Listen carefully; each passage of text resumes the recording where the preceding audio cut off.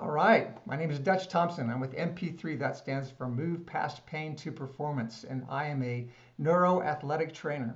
That means I look through the lens of what the brain is doing for body performance. So often in science today and in medicine, if somebody comes in with a hurting elbow, they might just look at that elbow and ask a biomechanical question in terms of how they can repair it. But if they leave out that important component of how does the brain connect or see that elbow, then they may be missing the most important part of the equation because the elbow is really kind of an extension of our brain. And if the brain can't see it accurately, there will likely be pain there. And that's the kind of science that I do. So I'm most interested in the brain's performance. And in some of my training, and as well as my colleagues, one of our recommended readings was from a man named Dr. Stuart Brown. This is a man who hardly needs an introduction today, and I'm so excited and honored that he is my guest on Game Changers. I've got him here with me. I'm going to bring him into the screen here in a moment, but I just wanted to let you know a little bit about him if you haven't heard of him already. His name is basically synonymous with the word play and your higher level of education. He's written the book Play, which is an international bestseller. He's known internationally. Like I said, hardly needs an introduction, but in way of that, I've got his book right here. If you haven't got it yet, get it. A little bit of an intro here. Dr. Brown spent his career conducting more than 6,000 play histories of humans from all walks of life, from serial murderers to Nobel Prize winners and CEOs. In this book, he draws on his own clinical research and his observations of animals at play, as well as the latest advances in neuroscience, biology, psychology, and social science to illuminate this subject. So, fantastic book. If you haven't got it, like I said, an essential part of any library. So I'm going to bring him into our conversation now. Welcome, Dr. Brown. It's good to be with you. You are on screen now. Welcome. Well, it's special to be with you, Dutch. Thank you. So if you would, just share with us a little bit with your insight. How are you dealing with the present environment? How are you? Well, I think like all of us, we're affected by it. Our lives have been changed. I don't go outside to the grocery store without my gloves and my mask, which is a change. And I don't go out very often, but I'm much more in touch with people I love, such as my family and dear friends, by Zoom or by this Skype or by telephone.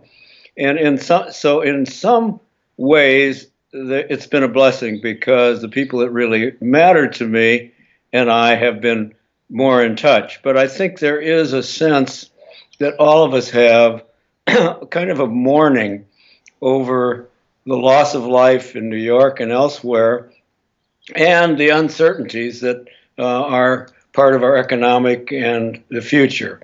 So it certainly has changed a lot of our daily activities, which means that that's stressful. Yeah. And for a single mother at home with a couple of kids who otherwise were in preschool or in school, that's got to be really an amazing adaptation for them to cope with that. So yes, it's a big change. So how are you incorporating play into your life right now? Well, I do a lot of solitary things in nature that really nourish me. I happen to be fortunate to live in a kind of a outlying area from Monterey, California, so there are woods and trails that are open. So I hike, and I'm a biker at my old age. When I bike alone, I bike pretty fast. Whenever there's anyone anywhere close, I'm not nearly as fast. But so I hike and bike, but I do miss convivial times with my colleagues, and it's been a more isolating, inward time. I've reflected on kind of the end of life issues, which we all think about on occasion, but I don't think it's been quite as poignant as would be otherwise without the pandemic. Right. So tell us a little bit about how you got into the subject of play. Well, it's a long story. I was fortunate to have a very playful childhood, and playful father and extended family. So I think play was a normal part of life, and that's a nice background. However, I went off to medical school and then got married, had a bunch of kids, took 2 residencies, and at the termination of my second residency in neuropsychiatry, I was about to become a professor, assistant professor of psychiatry at Baylor College of Medicine, when a young man went up on top of the Texas Tower, a 25-year-old ex-Eagle Scout. He'd killed his wife and mother the night before. He killed 14 people, wounded 32. And because I had done some research on violence in the course of my training, boss said, you try and figure out why this young man did this. So with a lot of funding and a great deal of support from the Texas legislature and the governor of Texas, because this had happened in Austin, Texas, I then, along with a team of commissioners, we studied intensely this young man. Name was Charles Whitman. He was killed in crossfire at the top of the tower toward the end of his rampage. But we went into great depth as to why he did what he did. And one of the things that came out of that very intensive study, where we could have any expert in the world that we wanted to get to give us their opinion, as well as a very detailed review of his bodily activities and 35,000 brain sections, for example, the commission decided that the tremendous suppression of play behavior throughout his life by a very disturbed, sadistic father was linked to his inability to handle his aggressive impulses. And even though he had had no warning, obviously, ahead of time that he was going to do this kind of horror, nonetheless, as we retrieved the details, it became evident that he was bottling up huge amounts of rage, and that suddenly the outpouring of homicidal rage occurred, but that the absence of play was significant. So subsequent to that, I spent a year doing research in the Texas prison system of homicidal males whose only act was the act of murder, and lo and behold, they didn't play either. And other research went on at the Department of Psychiatry at Baylor that substantiated the significance of play, particularly as a means of resilience and competency and the ability to handle life's stresses much, much more effectively. So that was way back in 1966, 67, 50 plus years ago. But in the 35 years or so following that episode, I took very detailed play histories of as many individuals as I could. And because I did some creative work with Nobel laureates and some corporate executives, found that a lot of the innovation and success that people had was related to their keeping their play nature alive. And that if you were to look at the average citizen and kind of look at their play life, how well we do in life often is connected to how much and how effectively we play. So that's, there's a lot more, but I'm an old guy, so you don't have enough time for me to tell the whole story. Well, we'll extend the next time you're here to a 12-hour program, and maybe we can start to get through the surface at that point. So how would you respond to the comment, play is great for kids? I would respond, it's great for kids, but it's also great for poor old people who are demented in a dementia unit. Right. It's good for the life cycle. And but would you say that it's crucial for adults, like your CEOs, your company president? Would you go as far as saying that play is an essential ingredient for someone at that level? I would. I think obviously little kids are playing machines. That's a good way to put it. And adults have other responsibilities where they're not 24/7 players. But I think if you look at play broadly, biologically, the way I do, I look at it as being similar in many respects to sleep and dreams. We all sleep at night, we all dream. Animals all sleep that are mammals and play and highly complex structures. They sleep and dream also. And if you miss sleep and dreams, if you're a truck driver, you're going to get in accidents. If you're a busy lawyer, you're going to be irritable. There are complications and consequences when you miss out on something as basic as sleep and dreams. Play is not quite as quantifiable, obviously, as our sleep and dreams. But if you look closely at a life that is devoid of play, you will find consequences. It's particularly obvious in little kids because they're irritable. Their mood is different when they don't play. Their ability to attend to things is less, so that you can quantify play deprivation more easily in small children than you can in a corporate executive. But all of us need to have a certain amount of play to balance our lives, just as we need a certain amount of sleep to have an effective life.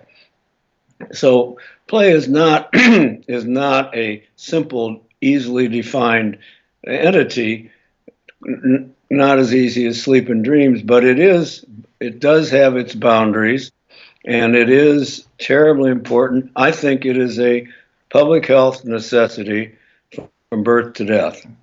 On this subject, I love one of the stories that you allude to in your book on Gillian Lynn, the Yeah, famous dancer. And I just think it's so classic that years ago that her mom took her to the doctor saying, "What's wrong with her?"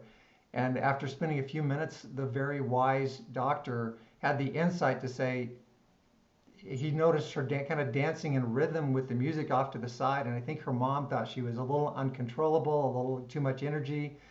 And the very wise doctor said, "She's not sick. She's a dancer." right. I love that. And That's a so great that's what story. she became a very Ken famous Robbins dancer. tells that story beautifully, and it's very effective and very true. Mm, That was the essence of who Gillian Lynn was, and is. mm. Excuse me. Now you talk a little bit about play as a survival skill, which surprised me. To put it in that language, I like play's fun, but it's expendable. I don't. But you took it as far as saying it's a survival thing. And can you go into some of that with us, please? Well, I think the hard research that substantiates that it as a survival entity comes from detailed, objective animal studies. If, for example, you take a highly playful mammal and you stop them from playing which would be kind of cruel, but you do it, and then this is during their developmental years, and then you reinstitute them into their tribe or troop or whatever their group is, you find that animals that have not had normal developmental play cannot belong to the tribe. They can't belong to the pack. They don't know how to mate. They can't tell friend from foe. They don't handle aggression well. And most of them don't survive.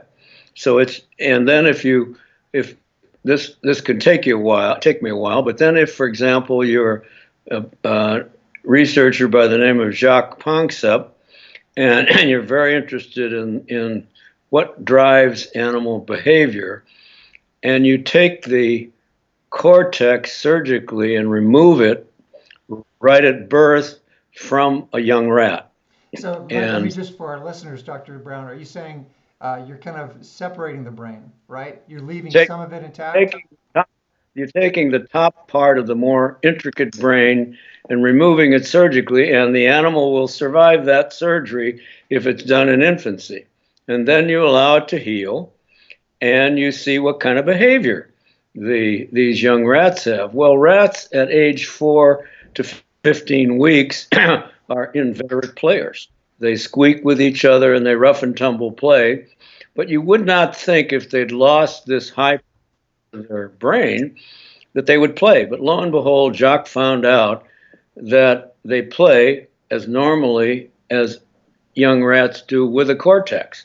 And he even had his graduate students try and differentiate from the behavior observing rats at play of those that were decorticated from those who were not, and his students couldn't tell the difference. So his conclusion from that research was that something is hardwired in the lower portions, the survival portions of the brain stem and what's called the limbic system, which fosters play and which is wiring for play. And he also has found other hardwired survival aspects that are in the brain stem that all social mammals possess. So we, as highly sophisticated social mammals, are also wired in that same way or similar way for play itself. So that's some of the research that has substantiated some of my long-term interest in play, and which I think makes play yet to be fully recognized for how important it is among civilization as a whole. So in my work, we do a lot of thought around what behavior is happening, occurring, what part of the brain is the primitive brain, what's that doing? The primitive brain being that which is more located around the brain stem, more autonomic movement, and then the frontal lobe being, this giant, awesome brain that we all have that is more responsible for hope and dreams and aspirations and higher math. And when we have goals and we're thinking about those or thinking about the beauty of a piece of music by Mozart, that's the frontal lobe's behavior for a large part. But I mean, the whole brain's activating, but it's more of a frontal lobe function to appreciate that kind of thing or to do voluntary movement.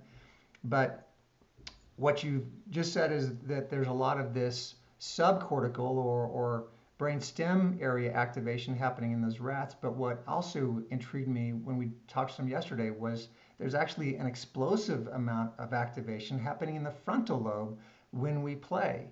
So Absolutely.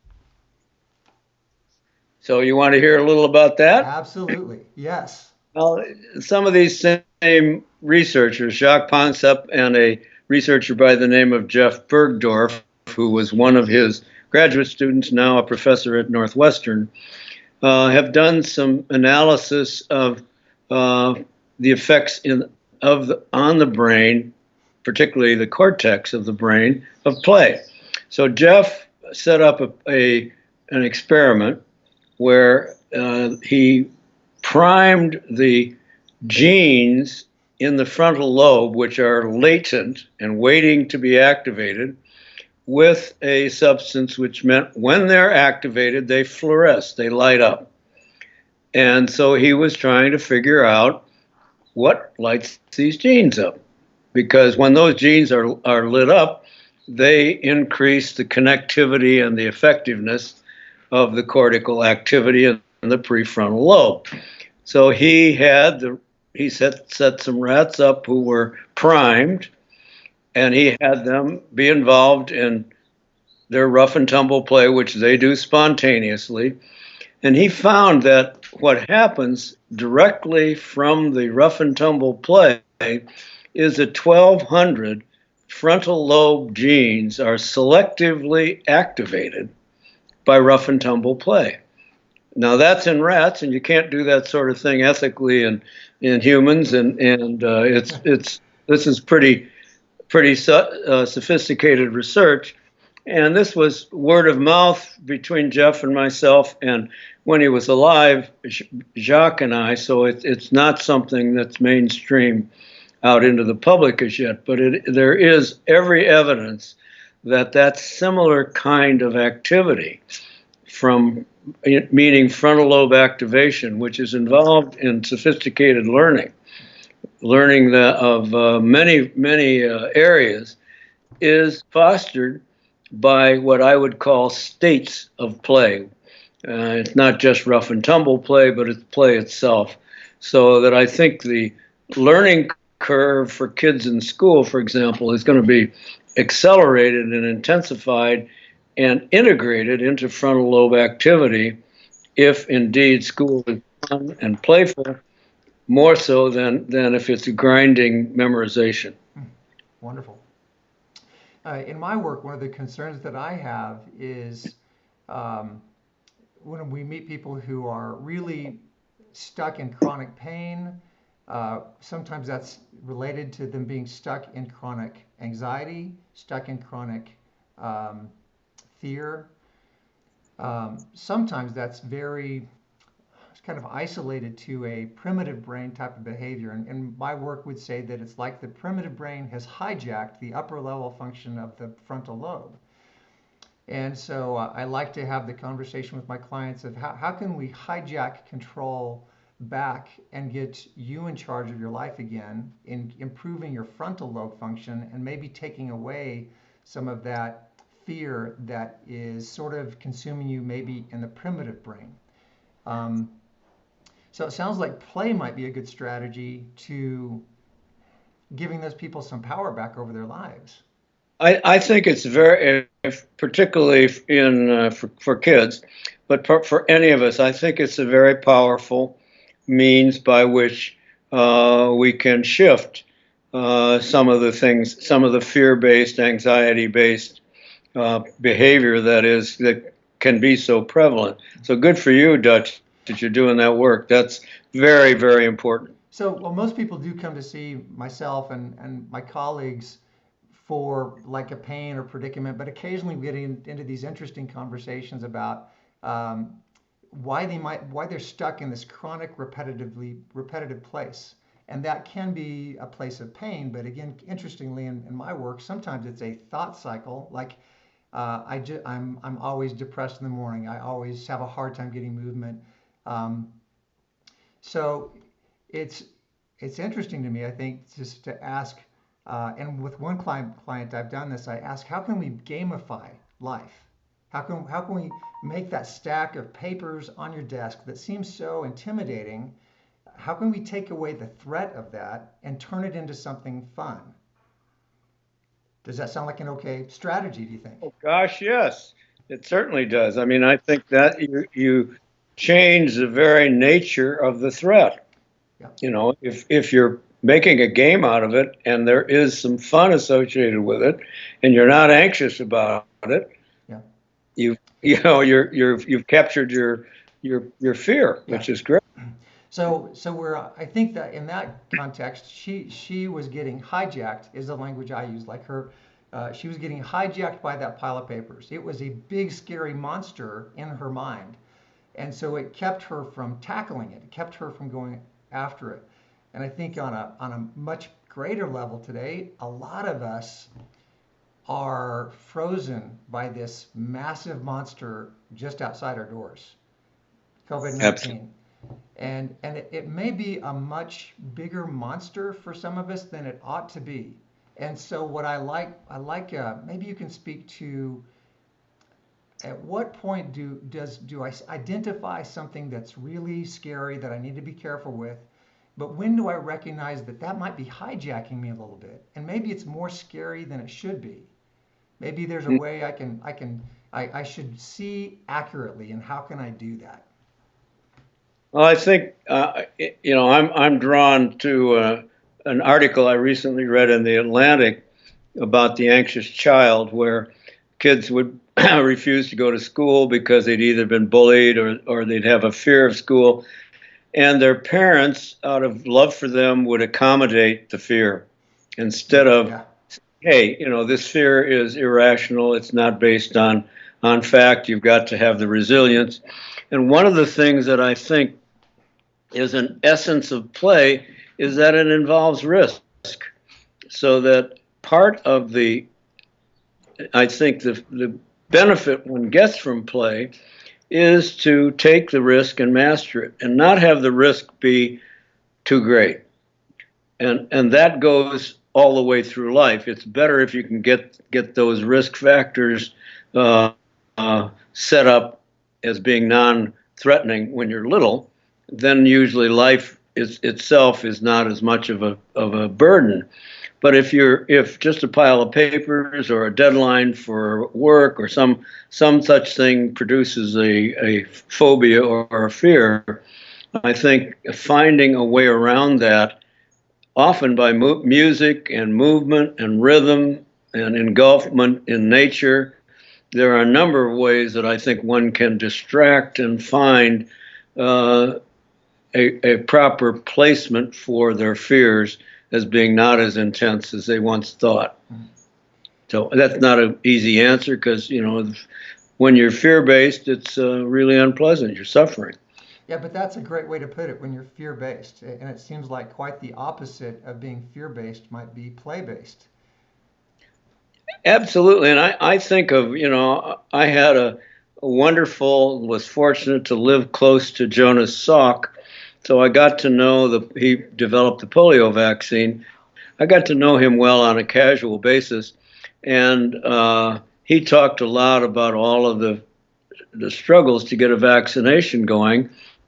And in thinking about play, and particularly our situation with the pandemic, if we vaccinate ourselves with a little play every day where we get into a state of freedom, a state of doing something that we love for its own sake, a state where we're outside of our own preoccupations with troubles and difficulties, it just takes a little bit of that, little vaccination of that, to get some optimism and to feel differently about your body and to feel better, because that's part of why play still persists and has survived millions of years of our evolution from simple structures to what we are today. Yeah. It seems based on all of this that, especially with some of the consideration that I've heard, some schools eliminating their recess programs, that just seems like such a bad idea to me. It's a terrible idea, and the evidence of recessed rich environments is such that the academic performance and the competency of kids who have more recess in Finland, for example, is much greater than in schools where it's limited. So the presence of recess and the amount of engagement and positive learning are related. Right. And there've been some very interesting studies with mice and rats when they're allowed what's called to be in an enhanced environment, and being able to play and their ability to stand up, withstand threat and other. In one experiment, there's bully mice that they're confronted with, but the mice that are allowed to play in an enriched environment with a running wheel and things like that stand up. They continue to be able to be okay. Whereas mice that don't have that ability to play and move, they're stuck, they're frozen, they lose sleep, they stop eating when faced with these challenges. So it's really, really interesting. And in so many ways, I think we are so much the same. I think it applies, those principles definitely apply to us. And, if you see kids involved in playground play, for example, that's free and not over supervised, they often get into squabbles. They're excluded. They get into fights. There are some real difficulties, but the consequences of playground play that is intense but is kid organized is such that the kid who really goes through that emerges with a more resilient, competent social and personal sense of self, and play itself from within one's own, what is really enjoyed and is fun, often tells a kid where their talents are. Here's what I'm good at. I'm a joker. I'm an athlete. I'm a director. I'm a collector. I like to, collect four-leaf closures. To heck with the rest of the kids. There's real differences. And those differences are often magnified well through play itself. In some of our discussion yesterday, we talked about engineers and how they were able to somewhat predict which engineers would be more successful based on some of these things we're talking about. Can you discuss that some? Well, that was there really are some interesting work that's come out of NASA and JPL, Propulsion Laboratory. They've been around at doing research on space and other highly sophisticated researches for a couple generations. Well, a friend of mine by the name of Frank Wilson had written a book called The Hand, and Frank is a good friend of a mechanic who ran a very sophisticated race car shop in Long Beach. And when they got to talking once, uh, Frank asked him how his work was going, and Nate Jones, who was the guy in Long Beach, said, "Well, not so good because the kids that have volunteer in my shop can't fix cars anymore." He said they don't seem to get it. And so Frank and Nate got to talking, and Nate says that they're all screen based. They don't tinker anymore. So Frank and Nate wrote an article about this that was picked up by the head of human resources of NASA JPL, and he thought, the best researchers I have hired are now retiring, and the ones that I'm hiring, even though they've got PhDs from Caltech and MIT and Harvard, they're not as good researchers as these other guys who are now retiring. What's the difference? And he found out that the difference in the best researchers and those who weren't as good wasn't their training. It was the fact that the best researchers had been really good with their hands and had made things and tinkered from the time they were little kids and continued throughout the time they were researchers at NASA. So he began a program of hiring primarily Caltech PhDs and MIT PhDs, only those who had also tinkered. And Frank has written more fully about how the fact that when you use your hands a lot, you're better at three-dimensional thinking.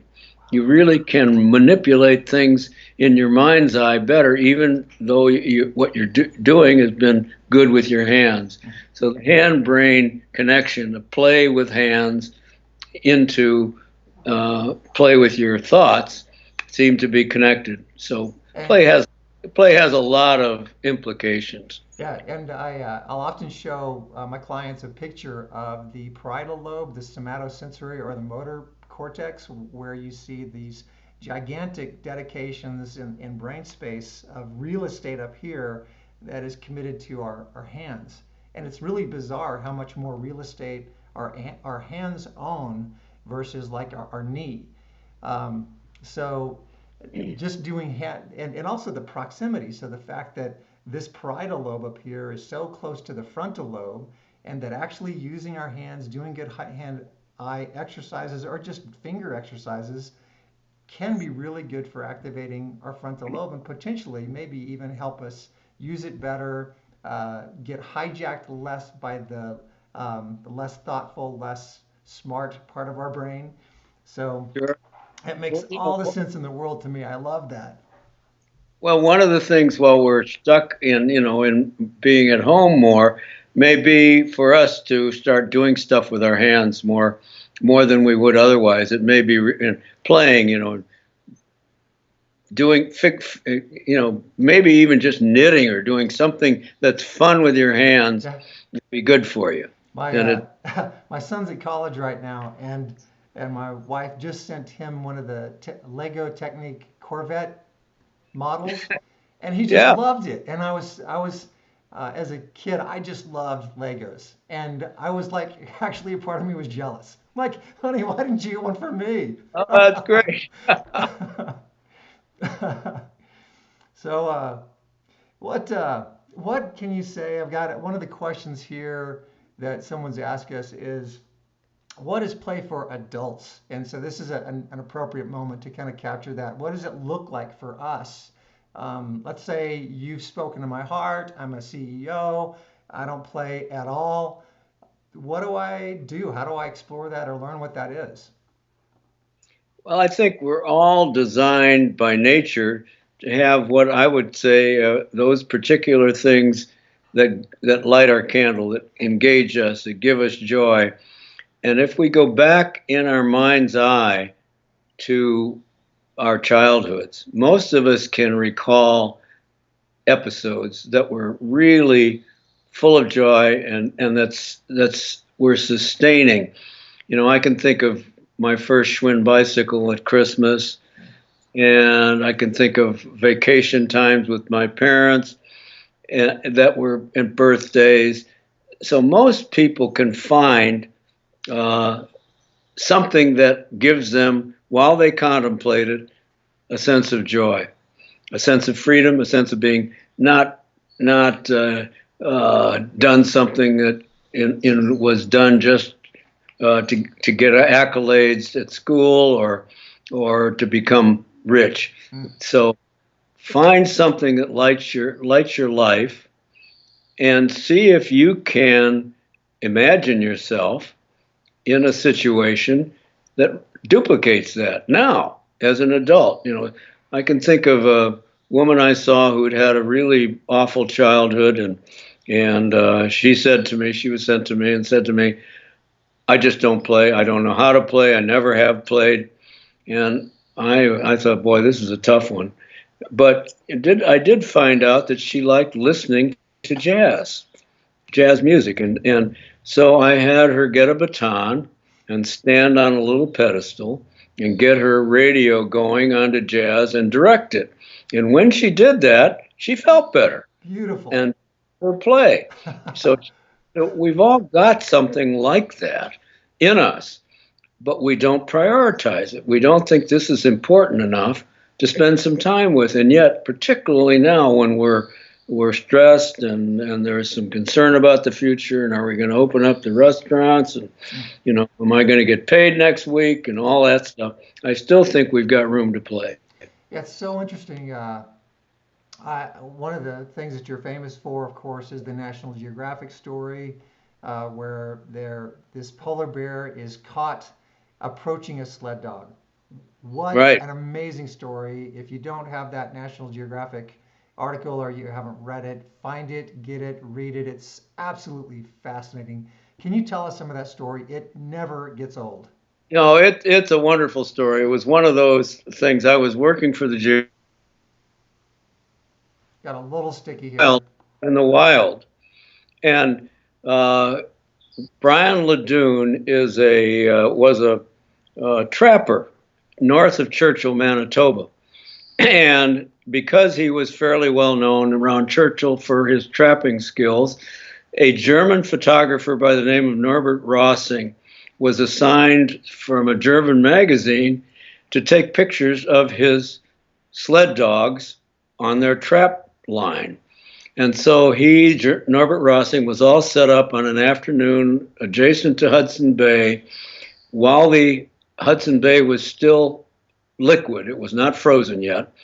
And he was lined up with 30 dogs tethered to the snow, to the tundra, when out of kind of stage left came this wild male polar bear, clearly looking for lunch.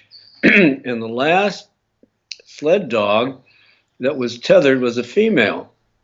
And the onlookers were sort of horrified, thinking, oh my gosh, this dog's going to get killed.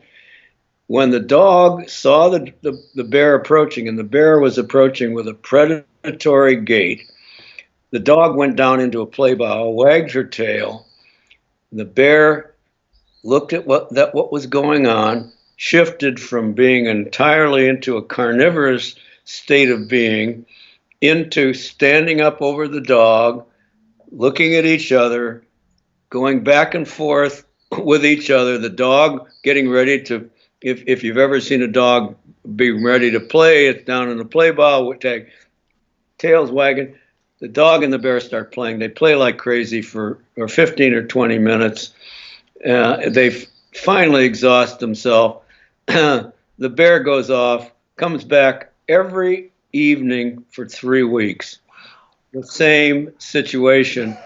and they played like crazy. Well, this got to be well known at the time, and the bear subsequently went out when the ice came in Hudson Bay and becomes a carnivore because, of course, they kill seals for their survival. So, but the power of the play itself and the pictures of this by Norbert were so compelling that it shows the two of them in an entirely separate state of being, which is the state of play, which they were each wired to respond to in those circumstances. So it is a very powerful story.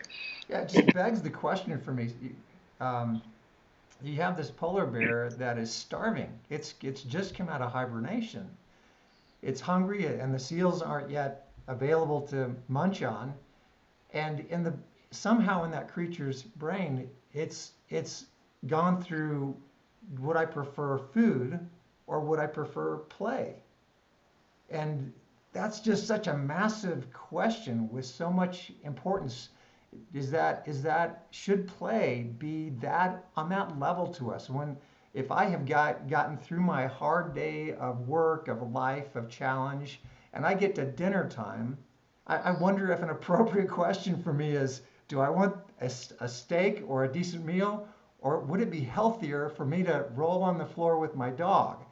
You know, Hey, I did an experiment, Dutch. I had a wonderful Labrador by the name of Jake, and, and Jake loved to go out and walk on the beach. I lived on the beach in San Diego, so it was easy for me to get to the beach and take the dog on the beach. And so I contrived an experiment. I put his fresh dog food out and got the leash for the walk and gave him the choice to eat or take the leash, and he took the leash every time. wow, wow, So that Labrador wanted to play more than eat. wow. I love that. I love that. It's kind of interesting right now. I think for a lot of people who are locked inside, they may be able to ask this question like they have maybe not had the freedom to ask this question for a decade or two or three, and that is play so vacant from my life that I don't even understand this conversation. I can't even conceptualize it. I can't even begin to wrap my brain around what this is. I think it's fair to say that there's probably a few of our listeners out there who might be in that position, and this might be your time to ask that question: what is something to uh, introduce into your life, like Dr. Brown has mentioned? Maybe go back to a childhood thing and really carefully consider what might bring you joy in a super fundamental way, like his dog wagging its tail, ready to go for a walk, prioritizing that above a meal. I just love that, but I think it's a very human need that most of us are neglecting, and especially with just the fever pitch of stress that's presented in the news today, and with the trials that we're facing. How can we elevate that question of, am I playing at all? Well, it's a really good question, and I think our culture doesn't. We prioritize accomplishment. We prioritize getting good grades.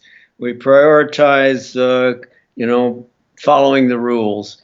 So that there are a lot of cultural pressures that sort of suppress play.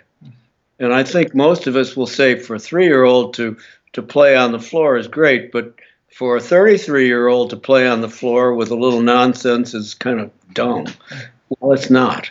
There's room for play for all of us, and it is built into us. We all have things that, like the bear and the dog, that light our candle. The bear and the dog overcame fear and hunger in order to have the joy of play. Well, if wild animals can do it, and they do it all over the place in the wild, as well as their survival drives, what about us? We don't really prioritize this as being as important as good nutrition or good sleep, and yet it is a necessity for balance in our human lives. I was really fortunate to work with a former CEO of a Fortune 100 company recently, and just in terms of fitness, and I was so surprised. I have no doubt in my mind that one of the reasons that he was as successful as he was his ability to play. Um, he is someone who has been through a lot of stress and a lot of stuff, and yet his ability to go out and play hard, be it skiing or bike riding or any number of things, it's such a empowering thing and it's such a balancing force in his life. I just know, now he's retired, but he's taken play seriously. If that's a good way to put it, I think it. Sure. Well, I probably wouldn't have taken it seriously if I hadn't had that Whitman and prison experience, but you can't go through systematized research with people who don't play and see what they're missing, and then interview people who, like your CEO, who do play and see its contributions without saying this is pretty valuable. This is a pretty valuable aspect of being human. So one of our listeners has asked the question, does there have to be movement for play, or can solving equations that you enjoy be a form of play? You don't have to have movement for play. I think you can read a novel and be caught up in that novel and be in another world with the novel and not move at all, and just move your eyes while you're reading. Awesome. So I don't think you have to. I think movement tends to foster some of the play feelings that we have, but no, you don't have to move to play. Let's talk a little bit about what you're doing today. I know it's you're traveling, you're speaking abroad. You have an incredible opportunity. I don't know if you can share much about some of the stuff that we've talked about previously, but you've got some very interesting opportunities coming up in life, I think. So can you share anything about some of the stuff that you've got that you're excited about? Well, I've had some wonderful opportunities to do both corporate consulting with some major corporations where the CEO was interested in play and innovation, for example, and found that his researchers, when they played in R&D, had more fresher ideas and more their research was enhanced. So powerful. So that's certainly a possibility. I'm a little shut down right now. I had a group of public presentations that I was going to be involved in, and obviously can't travel right now, so I'm missing that. But instead of playing in the public arena, I've decided to try and talk to as many people as possible through writing about finding your play personality and prioritizing that in whatever it is you do, and let that be, to some degree, for kids, your calling. What is it that engages you? What gives you a sense of use of your talents? What helps you sleep at night? What gives you a feeling of purpose? What gives you a sense of authenticity? And surprisingly enough, you find that the sense of a really purposeful, authentic life is often tied to one's play personality. We tend to think of meaning and purpose as usually having, great morality or a great august kind of seriousness. And yet I think the way we are designed is to combine those things that fulfill us and engage us with our life calling. And to me, play is an intricate part of that. So, sure, I'd like to go back to Australia and go to the dementia unit that I was able to go to and see how, if you take play history from the relatives of a demented person in an assisted care setting and find what they really enjoyed in their life prior to being demented, and then bring that to them, whether it's a bridge game or putting a golf ball down a corridor.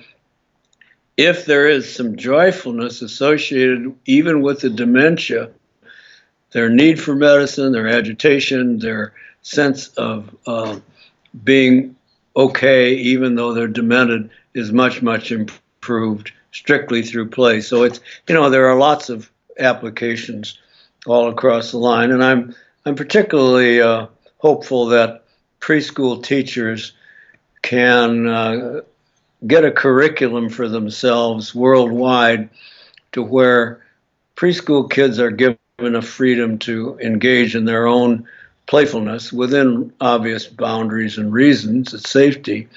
But because so much happens in those preschool years through the play process for the brain and for the character, that when it's missed, there is something missing in the life of those kids thereafter. So related to the dementia, people who can perform better and maybe reduce medication if they play, a question came up from one of our viewers. Does continued play have a role in maintaining cognition in older life?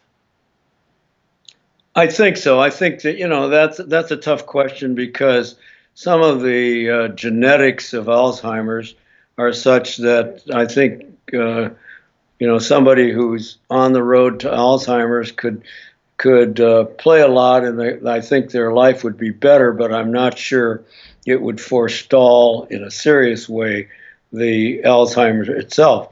I do think that if you're thinking about depression among the aged and loneliness, for example, without there being the biological process of Alzheimer's, that certainly play is absolutely enlivening, increases cognition, less sedentarism, greater health, improved immunity, optimism for the future. It just does good things for oldies, but it doesn't necessarily reverse all of the problems that are associated with dementia.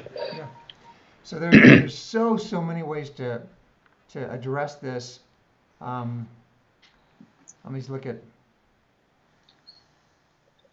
Yeah. So there's another question we'll get to if we have time from another person, but there's just such a rich depth to all of this, and I just love everything that you stand for, all the research that you've done. On one hand, I think about all the people who we could potentially target for a word of wisdom. The school counselor, and for instance, they're seeing a child who's maybe bullied or depressed or whatever. What might you say to your school counselor who's dealing with a group of kids who is beat up, beaten down, maybe hopeless? What could your words or what wisdom could you offer them? I think the important thing is for a kid like that to find attunement and trust, not only with an adult like a counselor, to where they really feel safe to really reveal some of the pain and suffering they've had, but also to try and find a peer who has compassion and empathy and playfulness that perhaps will require a playground supervisor or somebody who's professionally trained to help introduce them to a changed life. Well, one of the board members of our National Institute for Play is a woman by the name of Jill Violet, who established what was originally called Play for Keeps, and now it's called Play Works. And she has a staff, and I think they're in 500 inner city schools now around the country. And the staff really has recess in some of these often very, very, very chaotic inner city situations where bullying is almost non-existent, problem solving occurs, empathy for an autistic or a disabled kid is taught, and they've had immensely positive experiences through bringing play into settings like that. So To me, that's a partial answer. Yeah. Related to that, I go, into the prisons, the inmates who you said a lot of the people who are the most notorious criminals, they lack any play at all. Are there any Oh, strategies being implemented in any prisons yet that you know of that are incorporating play strategies for people who have never been exposed to it? I've had a couple, not more than a couple, some emails over the years from people within the prisons, and yes, there are some. They don't come to mind immediately. I think it's an area of great need. Yeah, yeah. So there's one more question I think we have time to get to. Excuses that people use. I can't play. I just don't have time or whatever. What do you think are, as you talk to higher level executives and people that you might be meeting with around the world, what do they say? What are their excuses? Well, you get a lot of that stuff. Play is frivolous. It's not responsible. I gotta pay the mortgage. I gotta take care of my kids. And I say to them, well, you wash your hands now because of the virus, because you're really taking it seriously. Look at what play is. Take it for what it is and honor it.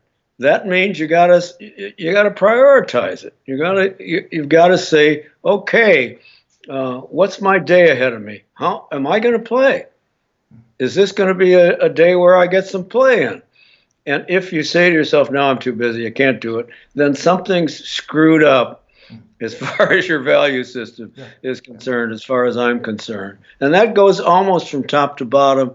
Obviously, there are circumstances where you can't, where you're too stressed or ill, or there's a danger that it has to be taken care of, or a forest fire that has to be put out. But most of the time, it's really important to prioritize this and to say this is a part of my life that is as important as hygiene, as sleep, as good nutrition, as cleanliness. So pay attention to it. So you'd say if you play well or work on playing in a balanced way, you'll probably live longer and get sick less. For sure. Awesome. Great words, fantastic insight and wisdom from Dr. Brown. Thank you so much for joining us on this program today. Doctor, do you have any other last thoughts to leave with our viewers today before we kind of close out our show? Well, I think if everybody takes a look at their life and they say, well, I didn't think play was this important. If they can say that to themselves and look at the times when they've been playful and what it did for them, the optimism, the innovativeness, the adaptability, the good nature that they've had with others, the empathy, the compassion, they'll begin to say to themselves, it was worth it. So, Awesome. Awesome. Dutch, thank you Thank for you. what you're doing, and wish you well. Thank you. Dr. Brown, I'm just going to take you out of the picture here while I say goodbye to our viewers. So Oh, thank you again so much for joining us. Everybody, that was Dr. Stuart Brown. Highly recommend getting his book Play. If you Google search Dr. Stuart Brown, you will see about 50 Google results for that. He's done TED Talks and just a fantastic individual with a fantastic message, especially for today. That is Dutch Thompson and Move Past Pain to Performance Game Changers signing off of week 4. Come back to see me at 1 p.m. Mountain Time next week for Game Changers episode 5.